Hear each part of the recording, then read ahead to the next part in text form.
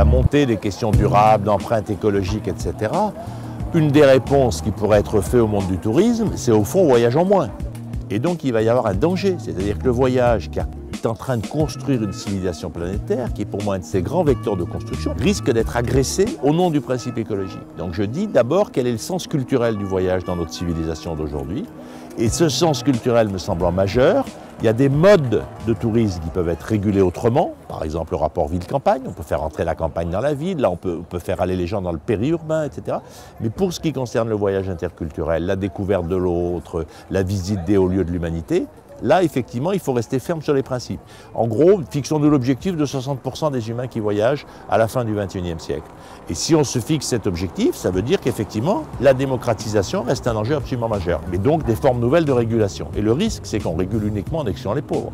Donc c'est pour ça que les gens qui se battent pour un voyage écologique doivent en même temps se battre pour la démocratisation du voyage. Au niveau mondial, on peut dire qu'il y a 10% des hommes qui tous les ans franchissent une frontière pour aller en voyage. On peut dire qu'il y a 90% des hommes qui ne la franchissent pas encore.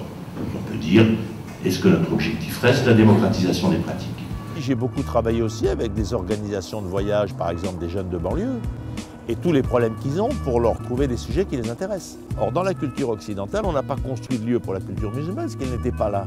Pour moi, il y a deux endroits de tension dans le voyage, c'est l'absence de lieux patrimoniaux musulmans et d'esthétique musulmane dans le voyage, et il y a la question de la nature. Si vous voulez, c'est les deux lieux entrant dans la problématique du voyage dans le monde d'aujourd'hui, et mon métier, c'est de les faire entrer dans le débat. C'est-à-dire qu'on est entré dans une société où on est bâti sur une culture de la mobilité, de l'aléatoire, de la discontinuité, et que dans cette culture de l'aléatoire, du renouvellement, du processus de mode, qui va d'ailleurs bientôt toucher le développement durable. Vous savez, quand on prétend toujours que ce qui est naturel, c'est-à-dire le féminin, effectivement est mieux, parce que quelque part on enferme la femme dans sa naturalité, ce qu'ont fait toutes les sociétés pour les dominer. Moi, si les femmes choisissent d'allaiter, si les femmes choisissent de ne pas prendre de couche jetables pour leur bébé, c'est pas mon souci, je veux dire, au contraire, il faut leur laisser la liberté de choix.